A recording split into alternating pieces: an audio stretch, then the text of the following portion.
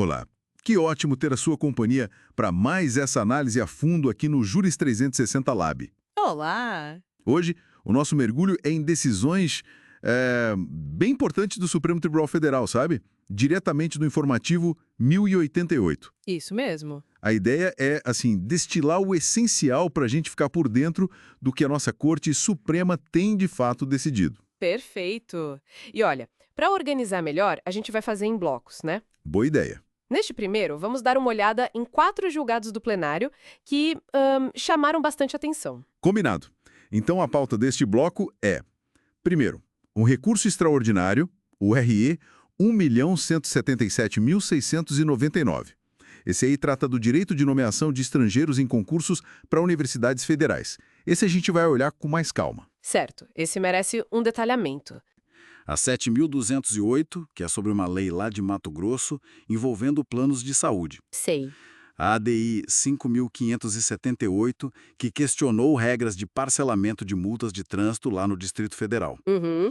E, por fim, a ADI 5.598, também do DF, sobre cálculo de gastos com pessoal, mais especificamente em relação à terceirização. Ótimo roteiro. Então, começando pelo RE 1.177.699, que veio de Santa Catarina. Isso. É um recurso extraordinário, ou seja, discute direto a Constituição, né? Uhum. E ele teve a chamada repercussão geral reconhecida. É o tema 1032. É importante isso da repercussão geral. Quer dizer que a decisão vale para todo mundo, né? Exatamente, vira um precedente obrigatório para casos iguais no Brasil todo.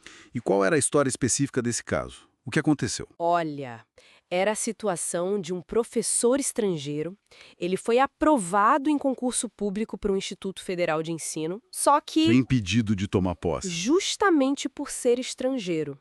Aí a discussão foi toda em cima do direito administrativo e constitucional, claro. Imagino. Essa questão da nacionalidade em concurso é sempre um ponto, né? Como é que o STF decidiu isso? Então, o Supremo fixou uma tese bem clara. O estrangeiro aprovado em concurso público tem sim direito líquido e certo à nomeação. Isso para cargos de professor, técnico e cientista em universidades e institutos federais de pesquisa. Ah, interessante. A base é o artigo 207, parágrafo 1º da Constituição.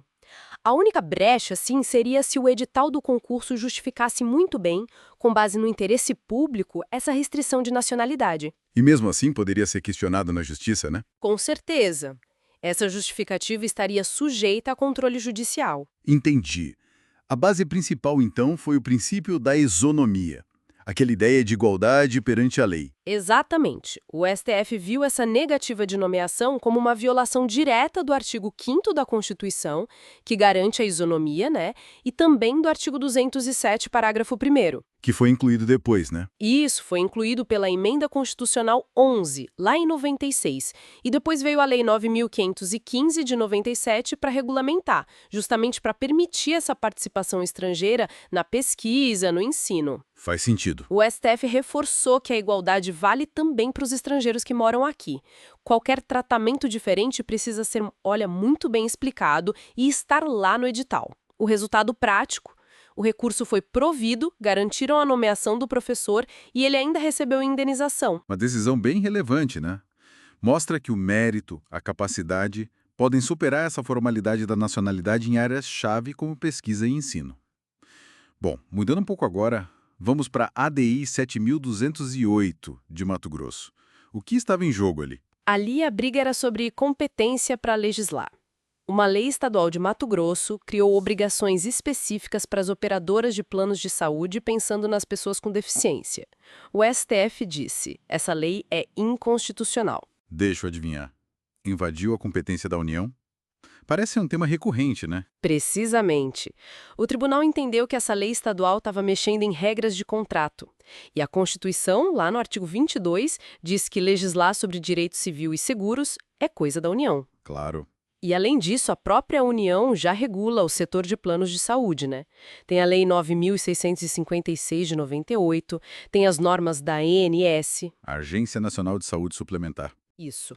Então, o Estado não podia chegar e criar regras contratuais próprias ali. Decisão unânime pela inconstitucionalidade. Faz todo sentido mesmo buscar essa uniformidade nas regras de contrato, de seguros. E seguindo nessa linha de competências, a gente tem a ADI 6.578, do DF, sobre multas de trânsito. Isso. Mais um caso de possível invasão de competência. Uma lei do Distrito Federal permitia que multa de trânsito fosse parcelada e até paga com cartão de crédito. Parece uma medida para facilitar, né? Mas imagino que o STF também barrou. Barrou. Pelo mesmo motivo básico. Trânsito é matéria federal. É o que diz a Constituição, né? Correto. Artigo 22, inciso 11 da Constituição. Competência privativa da União para legislar sobre trânsito e transporte. O STF já tem uma jurisprudência, assim, bem sólida nisso. Estados e o DF não podem criar regras diferentes sobre pagamento de multa ou outras normas de trânsito. Mais uma decisão unânime. Entendido. E para fechar este bloco, a ADI 5.598 também do DF. Mas agora a área é direito financeiro, orçamento. Exato. Aqui a discussão foi sobre normas da Lei de Diretrizes Orçamentárias, a LDO, do Distrito Federal. Essas normas permitiam que gastos com certos contratos de terceirização ficassem de fora do cálculo do limite de despesa com pessoal, aquele limite imposto pela Lei de Responsabilidade Fiscal, a LRF. Então era tipo uma tentativa de dar a volta no teto de gastos com o pessoal, usando a terceirização. Foi exatamente essa a leitura do STF. A Corte entendeu que essas normas da LDO distrital violavam a competência da União para definir regras gerais sobre direito financeiro e orçamento, isso está no artigo 24 da Constituição, e também o princípio do equilíbrio fiscal do artigo 6º 9. E a LRF? Também. Na prática, a lei do DF estava mudando um conceito fundamental da LRF, lá no artigo 18, parágrafo 1º, que diz o que entra no cálculo da despesa com pessoal. Basicamente, criava uma brecha para gastar mais com terceirizados sem que isso contasse para o limite legal. Por isso foram consideradas inconstitucionais. Interessante ver como essas decisões, apesar de tratarem de temas bem diferentes, direito de estrangeiro, saúde, trânsito, contas públicas, acabam se conectando, né? Sempre nessa discussão sobre os limites de poder de cada ente da federação e a garantia de direitos e regras mais uniformes no país. Sem dúvida. É um retrato de como o STF atua, né? Como um árbitro constante nesse equilíbrio federativo que é bem complexo e com impacto direto em várias áreas da nossa vida. Ótimo resumo deste primeiro bloco do Informativo 88. Cobrimos bastante coisa. Agradecemos muito a companhia e convidamos a continuar com a gente nas próximas análises. Nos veremos no próximo bloco. Isso aí. E fica a reflexão, né? Como é que esse balanço delicado entre o que a União, os estados e o DF podem ou não legislar afeta diretamente as normas do nosso dia a dia? Ou, pensando lá no caso do professor estrangeiro, até que ponto a busca pela igualdade pode e talvez deva flexibilizar requisitos formais, como a nacionalidade, em nome de direitos fundamentais e do interesse público? Fica aí para pensar. Olá, seguimos aqui nossa análise do informativo 1088 do STF. Hoje a gente pega 3 julgados bem importantes para destrinchar. Isso aí, são casos que tocam em pontos nevrálgicos, né? Competência, pacto federativo. Exato, vamos falar daquela complementação da norma penal do artigo 268, sabe? Infração de medida sanitária. Sim, o tema 1246. E depois, a competência para julgar habeas corpus lá no DF, envolvendo autoridades específicas. ADI 5.278, um ponto importante sobre a organização judiciária. E, para fechar, uma questão tributária. ICMS e crédito na venda de álcool combustível. O tema 694, RE 781-926. Assuntos bem diversos, mas todos com impacto prático relevante. Bora lá, então? Começando pelo ARIR 1418-846, o tema 1246, o artigo 268 do Código Penal. Que é aquela infração de medida sanitária preventiva? Isso. E a grande questão era: um decreto de governador, uma portaria de prefeito, essas normas locais podem complementar essa lei penal federal. Podem dizer qual medida foi infringida. Parece estranho, né? Uma norma local ativando um crime federal. Mas o STF disse que sim. Sim, como assim? É que o artigo 268 é o que chamamos de norma penal em branco. Ela precisa de um complemento para funcionar. Certo, ela não descreve a conduta toda. Exato. E o STF entendeu que esse complemento pode vir sim de atos normativos de estados, do DF, de municípios. Mas isso não invade a competência da União para legislar sobre direito penal? Então, esse foi o pulo do gato. O STF disse que essa complementação não é criar lei penal. É uma coisa mais administrativa, técnica. Ah, tipo definir qual regra sanitária específica vale naquela hora. Isso, ligado à competência de todos eles, União, estados, municípios, para cuidar da saúde pública. Lembra da lei da Covid? A 13.979? Ali tinha muita regra local baseada nela. Lembro sim. Máscara, distanciamento. Pois é, a tese que o STF fixou deixou isso bem claro. Diz que o artigo 268 pode ser complementado por esses atos infralegais, respeitando a esfera de cada um, e que isso não ofende a competência penal da União. Entendi. Na prática, então, isso valida muitas daquelas ações, até processos criminais que rolaram na pandemia baseados em regras estaduais ou municipais. Exatamente. Dá um respaldo forte para a atuação local nessas situações de saúde pública. Não é criar crime, é especificar a regra dentro do tipo penal que já existe. Faz sentido.